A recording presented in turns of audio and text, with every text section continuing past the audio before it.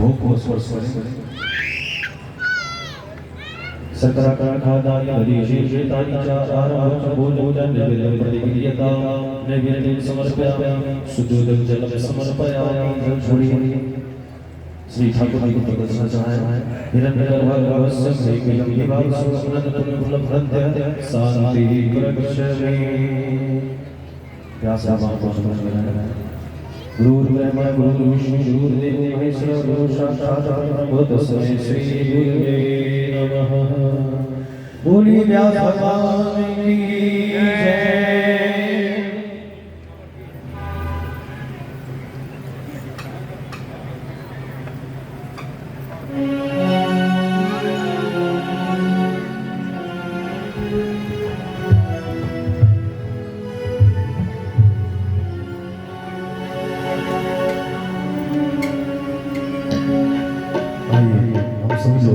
श्री ठाकुर जी की आरती का दर्शन करें।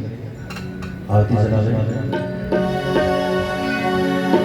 हरे श्री राम माय जी कीरति कलगे लगत श्री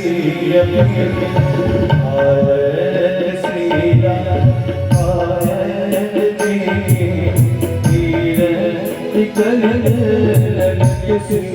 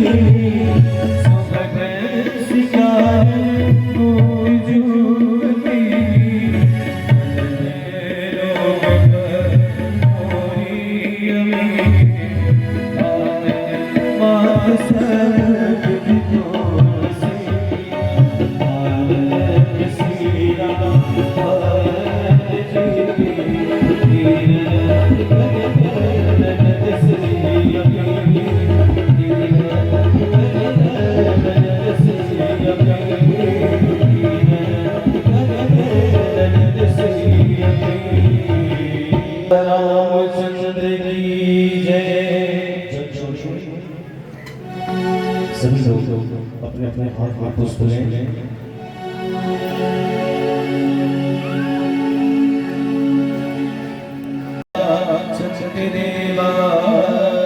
श्रीवंतिका कुल चंपक बलाके पूर्णमाला करवीर रसाल पुष्पे बिल्वपवाहन श्रीधरंजलि वामोदया जगदीश में पशुधर नाना सुगंध पुष्पाणि यथा कालो भवानी च पुष्पाणि मया दत्तो महानं परमेश्वर भक्त पुष्पांजलि समर्पयामि।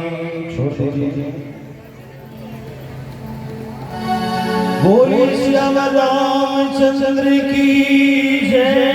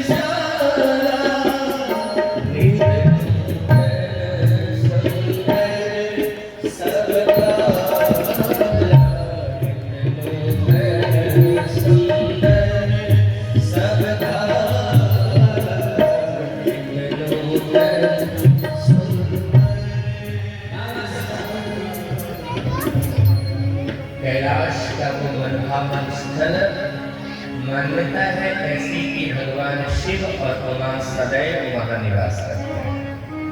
भक्तों के भाव ऐसा, ऐसे लोग जाएंगे तो लगेगा कि कोई बर्फ से घिरा हुआ पहाड़ है, पर भक्तों की भावना है कि उस कैलाश पर भगवान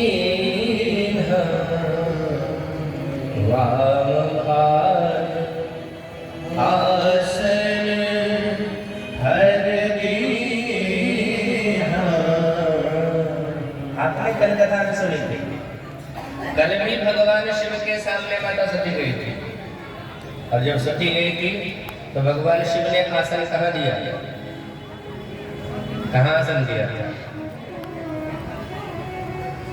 सन्मुख शंकर आसन दिया। सती जब आई है तो भगवान शिव ने सामने आसन दिया। साहब, इस व्यक्ति को कहाँ बैठना चाहिए, बैठाने वाले से ही संबंध समझ में आ जाता है। हम जिसे अपने बराबर का मानते हैं या समझते हैं, अपने बराबर बिठाते हैं, लेकिन जिनको हम पूज्य मानते हैं हम उनके सामने बैठते हैं। तो सती को भगवान शिव ने क्या समझ लिया था? सती ने सीता का वेश बनाया है, मेरे लिए तो ये पूज्य है, इसलिए सन्मुख शंकर आसन दिया। लेकिन आज जब पार्वती के रूप में आई है तो वाम भाग आसन वामांक में दिखाया है, अपने बाएं भाग में दिखाया, क्योंकि पत्नी है। क्योंकि पत्नी की जगह कहाँ है? पत्नी को कहाँ बैठना चाहिए पति के?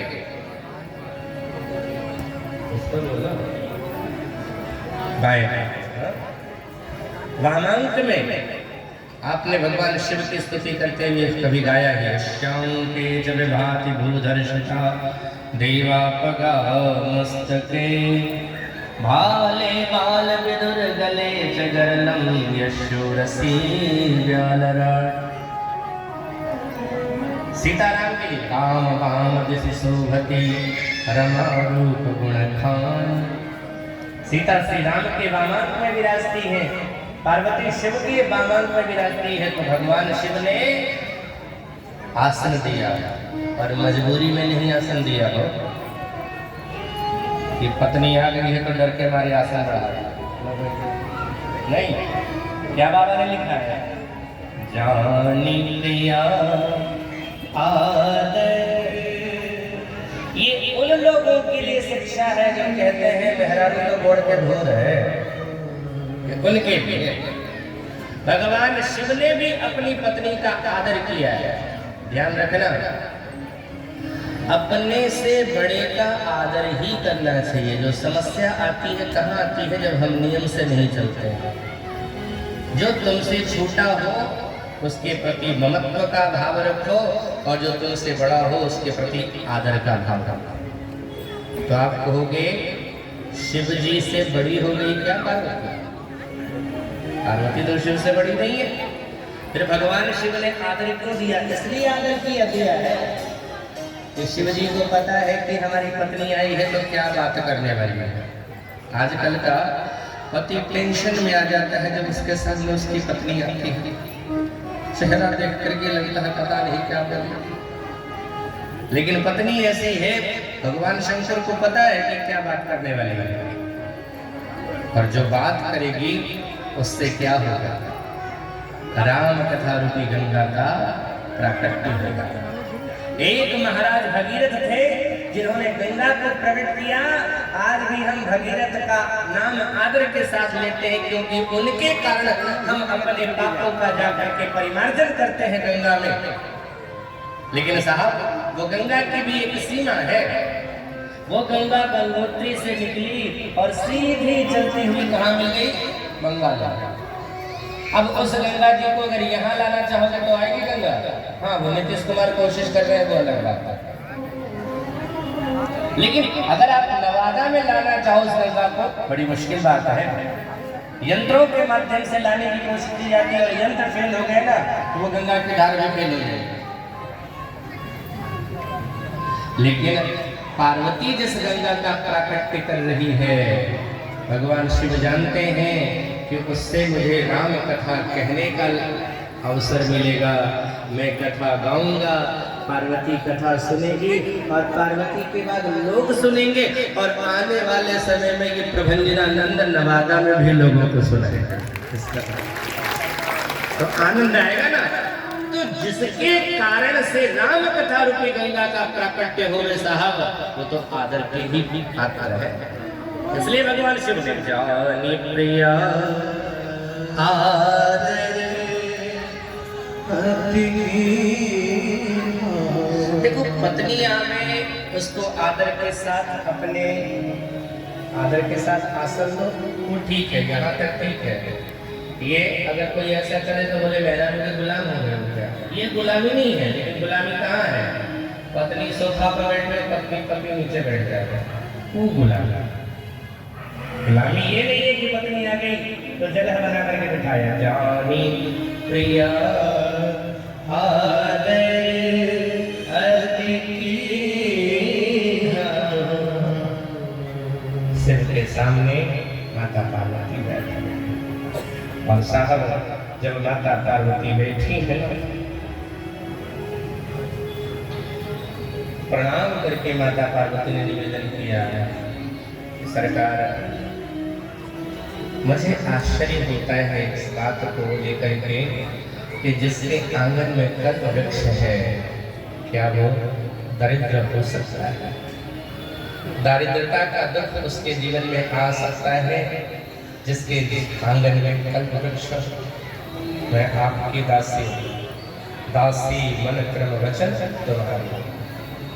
लेकिन मेरे जीवन में एक बहुत बड़ा संदेह है, बहुत बड़ा प्रश्न है। भगवान शिव ने कहा, देवी यह प्रश्न तुम्हारे मन में आया कब?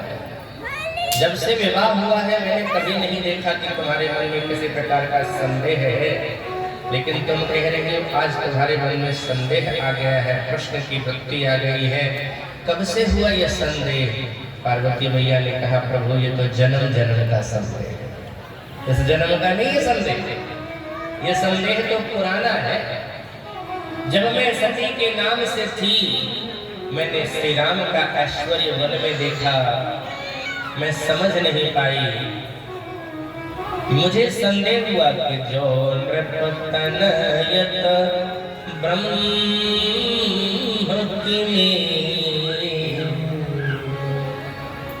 आपने कहा है वो सच्चिदानंद है, लेकिन राजा का लड़का सच्चिदानंद कैसे हो सकता है? पर प्रभु आज भी मेरे मन में यही बात आ गई है कि आखिर क्या कारण है, आपने कहा है कि वो ब्रह्म है और ब्रह्म ही निराकार बन करके आता है, कारण क्या है? उसके निराकार बनने का कारण क्या है? वो तो कर्तुम अकर्तुम सर्वथा समर्थ है, सब कुछ कहने करने में सामर्थ्यवान है वो। तो फिर आवश्यकता क्या है उसे इस संसार में आने की?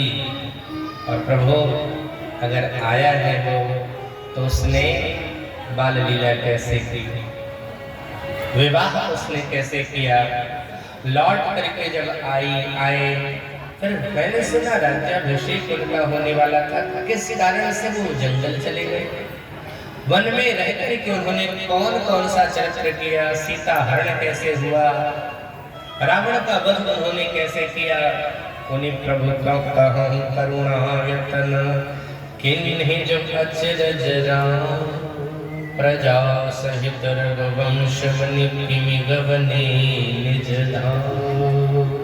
उस तत्व की व्याख्या करें जिसकी चर्चा करते हुए ज्ञानी जन ध्यान अवस्थित हो जाते हैं, जिसकी चर्चा में मग्न हो जाते हैं ज्ञानी जन, और भक्ति की बात, ज्ञान की बात, वैराग्य की बात।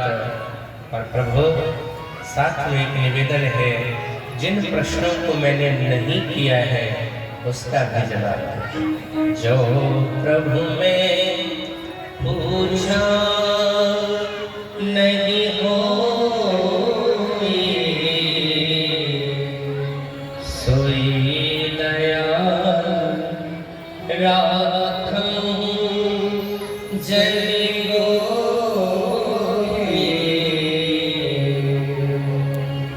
सरकार मेरे, जिन प्रश्नों को मैंने नहीं पूछा, छूट गया हो मुझसे, उसको छुपाए नहीं।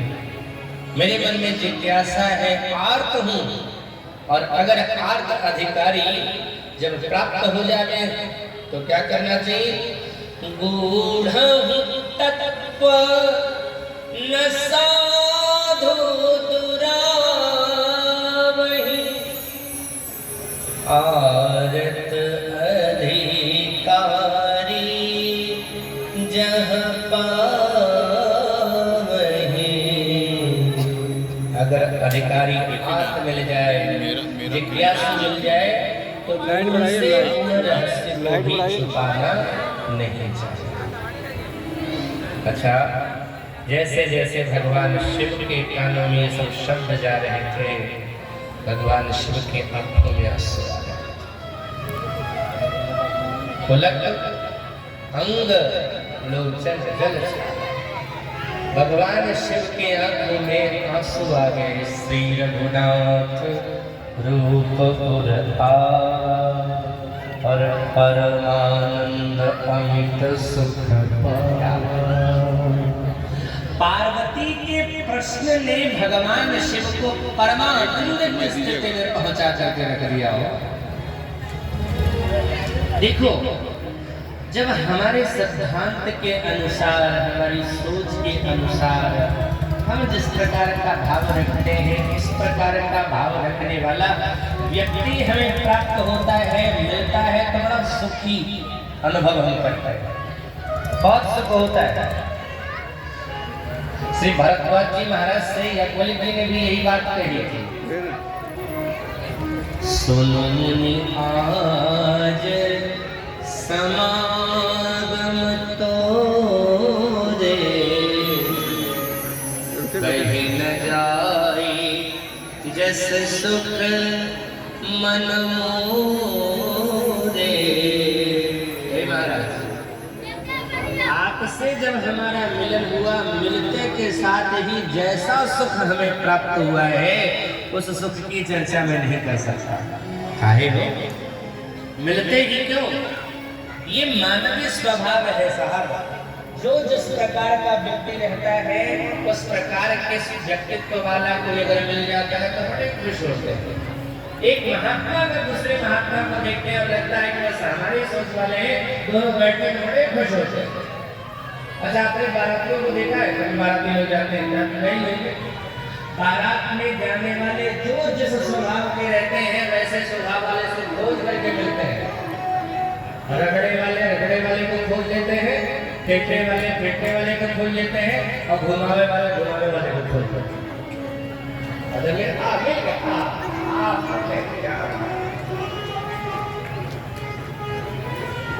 एक महात्मा कहते हैं बैल को बैल गुनी को गुनी और ठग को ठगवा अति मन भावे। डॉक्टर से जब डॉक्टर मिलता है और लोग मिलेंगे तो शायद उतनी खुशी नहीं होगी, लेकिन एक डॉक्टर जब दूसरे डॉक्टर से मिलता है, एक पढ़ा लिखा इंसान, जानकार इंसान अगर जानकार व्यक्ति से मिलता है तो भी बड़ा प्रसन्न होता है। देखो साहब, अपने आप को अगर पहचानना है कि आपका स्वभाव क्या है, प्रवृत्ति क्या है, प्रकृति क्या है, जैसे लोगों से मिलने पर आपको खुशी होती है ना, समझ जाना आपका स्वभाव वही है, इसमें कोई गलत नहीं, अलग नहीं है। अगर फेंटे वाले से मिलने से खुश होते हो तो समझ जाना कि अंदर में कहीं फेंटे वाला बैठा है। रगड़े वाला से अगर मिल जाओ और खुश हो जाओ, और अगर सत्संगी से, किसी महात्मा से, किसी कथा सुनाने वाले से, किसी भगवत भक्त से मिल जाओ और उसको प्राप्त करके खुश हो रहे हो, आनंद मिल रहा है, तो समझ जाना कहीं न कहीं तुम्हारे हृदय में भक्ति बैठी हुई, तभी तुम्हारे अंदर खुशी आई है, अन्यथा खुशी नहीं आ सकती है। आज भगवान शिव ने जब माता पार्वती के शब्दों को सुना, साहब दाम्पत्य जीवन रहा, लेकिन कभी तुलसी बाबा ने यह नहीं लिखा कि पार्वती को प्राप्त करके भगवान शिव बड़े प्रसन्न हुए, लेकिन आज जैसे ही कहा पार्वती ने कुछ प्रश्न, सो श्री रघुनाथ रूप पत्नी तो ऐसी हो गई ना कि बात करे तो भगवान याद आता है। इसलिए मैंने पहले भी कहा है, पत्नी को धर्म पत्नी कहा गया है, वो काम पत्नी नहीं है। जो विवाह में भोग की प्रधानता हो वो विवाह वंदनीय है, लेकिन जिस विवाह में उपासना की प्रधानता हो, योग की प्रधानता हो, वो विवाह साहब वंदनीय है, वो विवाह वंदनीय नहीं है।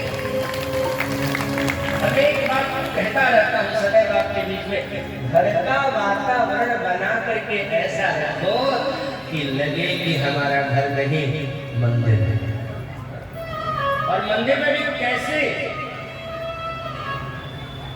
वो जो मंदिर में फोटो लगी होनी चाहिए ना, घरों में जो फोटो लगी होनी चाहिए, तो मंदिर का अनुभव करा दे। एक जगह में गया हुआ, एक शिव जी की फोटो देखी, जब शिव जी की फोटो देखी तो आश्चर्य हुआ।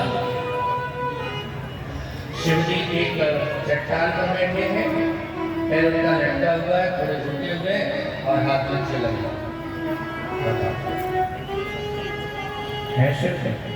साहब, ऐसी फोटो कभी रखनी नहीं चाहिए। फोटो बताती है कि जिसने भी ये फोटो बनाई है तो उसी प्रवृत्ति का होगा, इसलिए भगवान शिव के हाथ में चिलम लगा।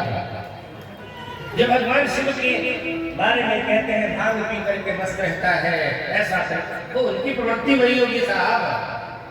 मेरा शिव करता क्या है, एक बात ध्यान रखना, माता पार्वती ने भगवान शिव के लिए कहा है कि तुम दिन रात क्या करते हो। बाहर का व्यक्ति अगर कहे कि तुम ये करते हो वो करते हो, वो उसकी कल्पना है, वो अफवाह है, वो सच नहीं है, क्योंकि वो बाहर वाला है, वो दिन रात नहीं रह रहा है। लेकिन पत्नी पति के साथ रह रही है और पत्नी जो कह रही है वो उसका असली चेहरा है, क्योंकि पत्नी को पता है कि इसकी कमजोरी कहाँ है, ताकत कहाँ है, ये किस प्रवृत्ति का है, ये किस प्रकृति का है, ये पत्नी को पता है। और पत्नी ने नहीं कहा कभी कि मेरा शिव भांग पीता है, चलन करता है। क्या कहती है पत्नी? पार्वती के मुंह से सुनो, तुम पुनि राम राम दिन राति आदर जपहु अनंग आराती।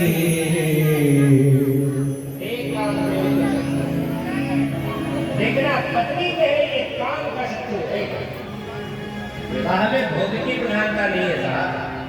एक काम के शत्रु अनंत का मतलब अब ते रजित नाथ कर वही है नाम अनंत। अनंत का मतलब क्या है? ये काम के शत्रु तुम दिन रात करते क्या है? तुम मुनि राम राम सदैव दिन रात राम राम राम राम का स्मरण करने वाले हैं। ये है शिव का स्वरूप साहब।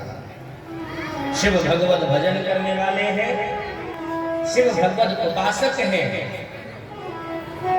शिव कथा में डूबने वाले हैं, कथा गाते हैं, कथा को सुनते हैं।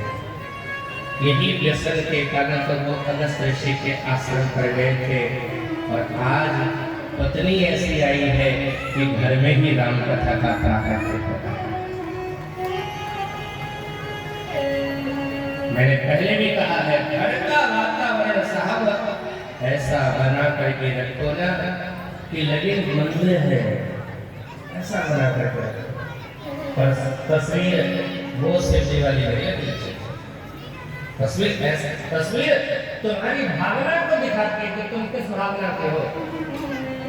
कभी भी देखो जी, एक व्यक्ति का अनेक रूप होता है।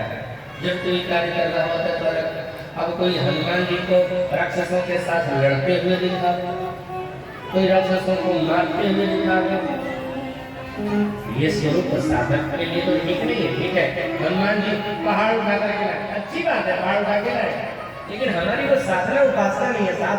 हमारी उपासना तो ये हनुमान जी है। देखो शांत, क्योंकि स्वरूप इनका असली यही है। मुनि राम राम दिन राम। आपके आसपास की तस्वीरें आपके व्यक्तित्व को बताती हैं।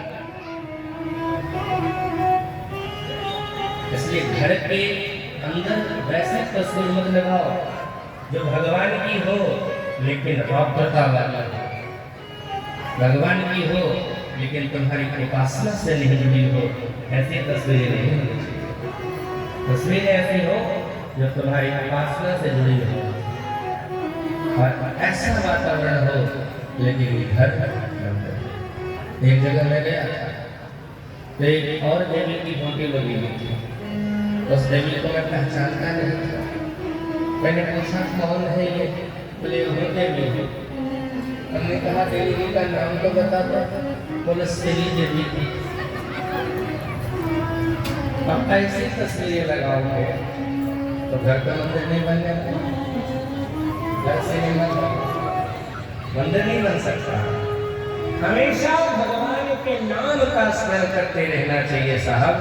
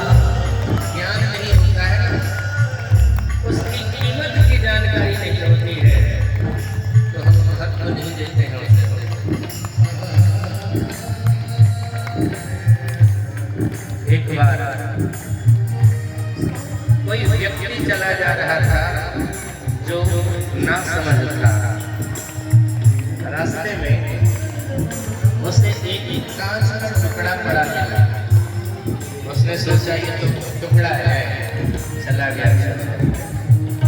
उसी रास्ते से एक जौहरी निकला, उसने उस टुकड़े को देखा, उसकी आंखें खिल गई, पसंद हो गया। आज तो माला माल हो गया, क्योंकि वो वस्तु कुछ और नहीं, हीरा है। जिसने हीरे की कीमत न जाने न पहचानी, उसने क्या किया, देख के छोड़ दिया। लेकिन वो जानता है